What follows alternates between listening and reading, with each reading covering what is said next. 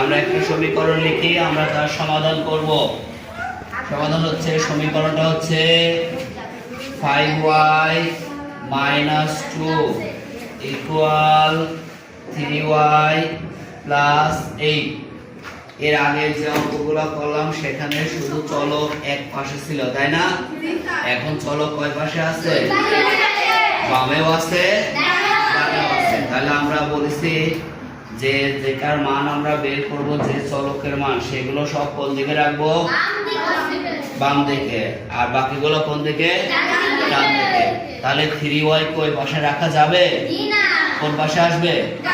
বামে চলে আসবে। তার মানে আমরা লিখব যে 5y, এই 3y আগে কি চিহ্ন আছে? প্লাস। কিছু নাই মানে কি আছে? তাহলে 3y এই পাশে আসলে কি হয়ে যাবে? মাইনাস হয়ে যাবে। কি হবে? আর এই তো এই পাশে থাকলো, এই 2 এর আগে কি চিহ্ন আছে? এই পাশে গেলে তাহলে 8 + 2 লেখা যায়? যায়। তাহলে 5টা y থেকে 3টা y বাদ দিলে কয়টা থাকে? তাহলে 2y = কত? 6 হবে কেন? এইটা তো 10 না? ওটা আবার বলছো কেন? এবার y এর সঙ্গে 2টা কি আকারে আছে? কি আকারে? ওই পাশে গেলে কি হবে?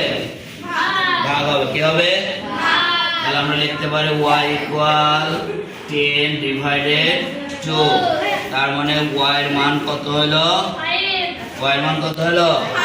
এটাই হচ্ছে আমাদের সমাধান। অতএব আমরা লিখতে পারি নির্ণেয়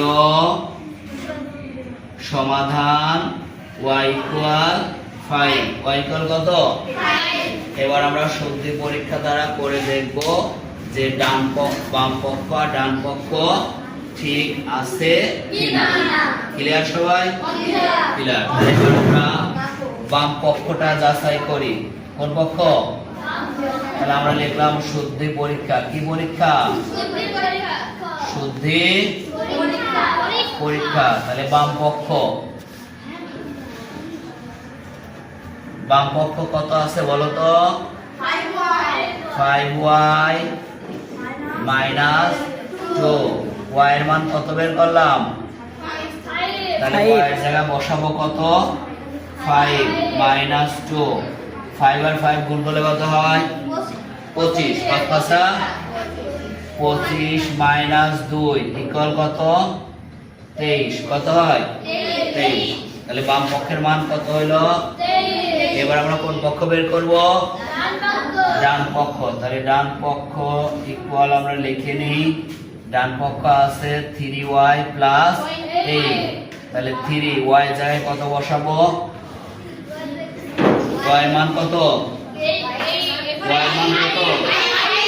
তাহলে এখানে 5 + 8, 3 × 5 = 15 + 8, 15 আর 8 কত হয়? 23। তাহলে বাম পক্ষের মান কত? ডান পক্ষের মান কত? তার মানে আমরা যে সমাধান বের করলাম এটা সঠিক। এটা সঠিক। তাহলে আমরা লিখতে পারবো অতএব বাম পক্ষ সমান ডান পক্ষ। অতএব সমাধানটি সঠিক হয়েছে। কি হয়েছে? সঠিক হয়েছে। বোঝা গেছে? সমাধান, সমাধানটি সঠিক হয়েছে। আমরা যে সমাধান বের করলাম, যে নির্ণয় সমাধান কত? 5। আবার অঙ্কটা তুলে নেব। ঠিক আছে?